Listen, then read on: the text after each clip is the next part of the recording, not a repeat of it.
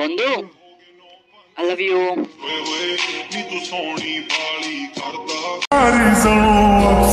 দাড়ি তো উড়ি গেছে, মনে হয় বিয়ার বয়স হয়ে গেছে।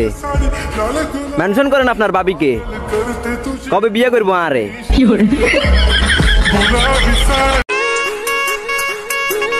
আমাকে ভালোবাসো যারা, কমেন্টে আই লাভ ইউ লিখো তারা।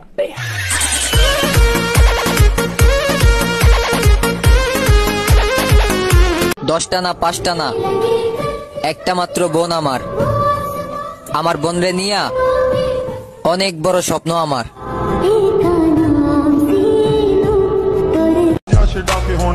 বন্ধু, I love you.